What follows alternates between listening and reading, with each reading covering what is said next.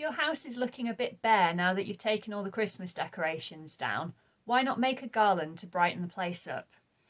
In this tutorial, I'm going to show you how to make your own moon and stars garland, a celestial garland. And we're just using metallic card, a pencil and a bit of ribbon, and it'll brighten the place up no end. Let's get started.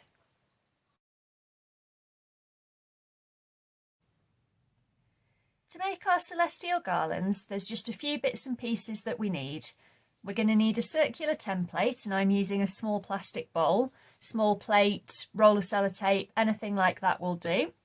We're going to need some card, because that's what we're going to make our moon and stars from.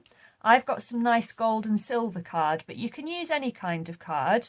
You might find that after unwrapping all your presents at Christmas, you've got some nice bits of card left over from that, so it's a good way of using up things like that.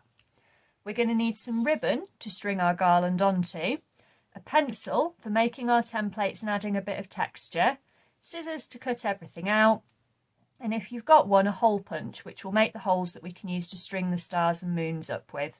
If you haven't got a hole punch, then something that you can make a small hole with is fine. A sharp pencil or something like that will work just as well. We're going to start by making our moons, and on my garland I've got 3 moons, 2 crescent moons, which is the crescent shaped ones, and a full moon, which is the round one. So you can see I've started making one template here. So to make the full moon is really nice and easy. All we need to do is draw around our template. To make our crescent moon, I'm going to need something a little bit smaller, and again, we start off by drawing around the circular template, and then to make it a crescent, we're just going to draw in a little half circle, and I'm just doing it lightly to start with. And what I want is I want my crescent moons to face each other. So I'm just going to do them this way around. I have made some templates for you for this, so don't worry if you don't want to make your own. Again, with the stars, what I've done is I've just drawn star shapes and cut them out, as you can see here. But if you want to use my templates, that's fine. So once you've got your circles drawn on the back of the card, so I'm not drawing on the shiny side, I'm drawing on the plain white side, it's time to cut them out.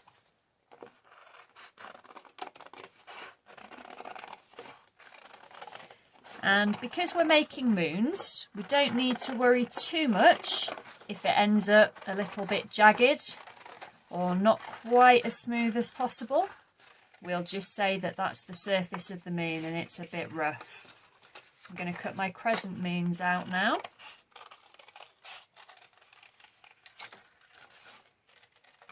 There we go, and I've got all different size moons on this garland because I've used different size templates. And that's absolutely fine. If you want them all to be the same size, then all you need to do is use the same size template. There we go. So now I've got 2 moons, so I've got my last crescent moon to cut out.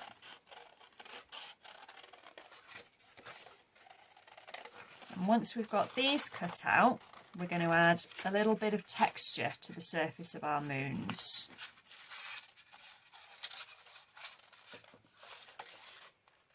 Okay, so I'm going to move those bits of scrap out of the way.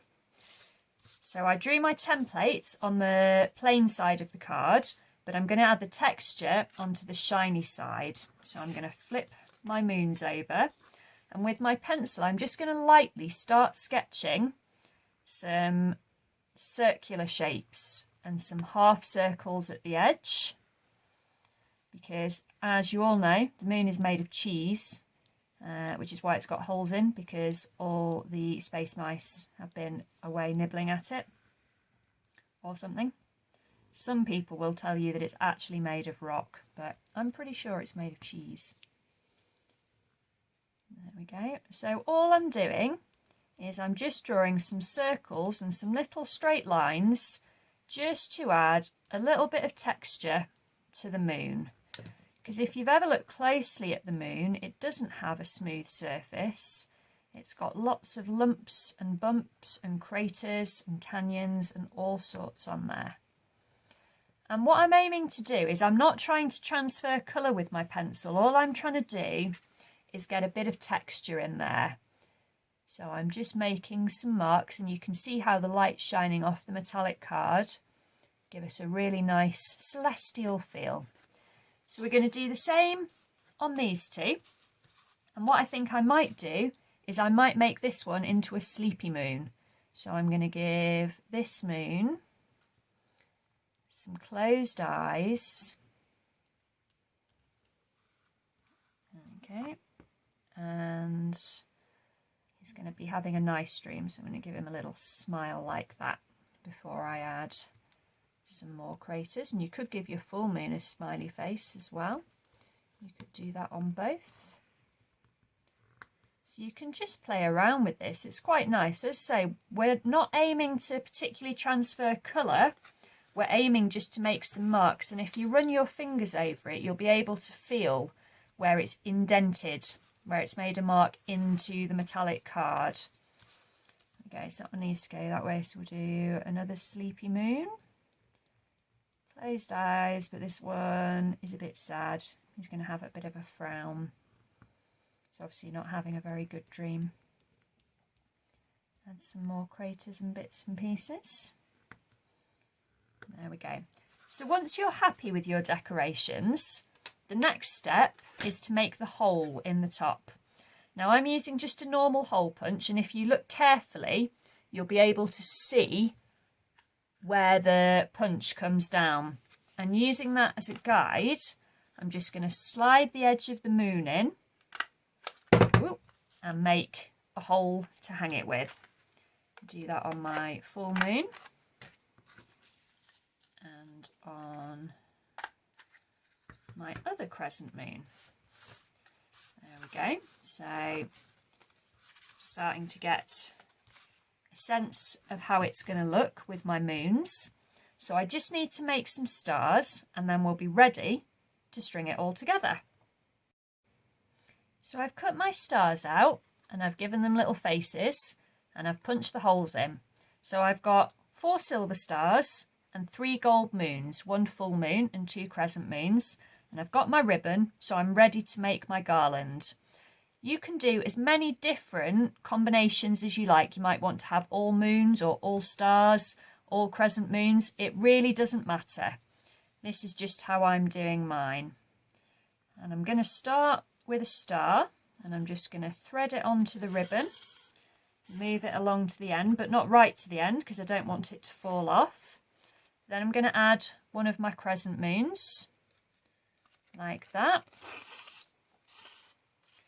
And what you can do, if you've got thicker ribbon, or you notice that it's fraying quite a bit, if you take a little bit of sellotape, if I can find the end of the reel, then you can make it like the end of a shoelace and make it a little bit easier to thread. And to do that, all you need to do is just cut a very small piece of sellotape, don't need much, like that. And then if you just fold your ribbon in and wrap the sellotape around it nice and tightly, then it won't fray, and it will also be really nice and easy to thread through the holes. So I'm going star, moon, star, moon, star, moon. Can you guess what comes next? That's right, star. There we go. And that's basically all there is to it.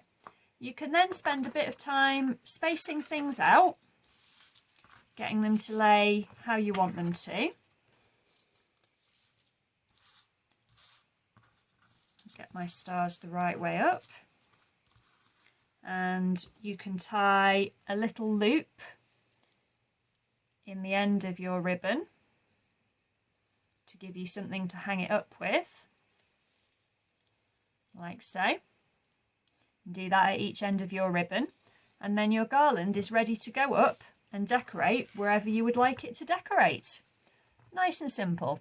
And of course you don't have to do moons and stars. You could do any shape that you liked, so have fun with it. Find some nice cards, have a play, and don't forget to show us how you get on.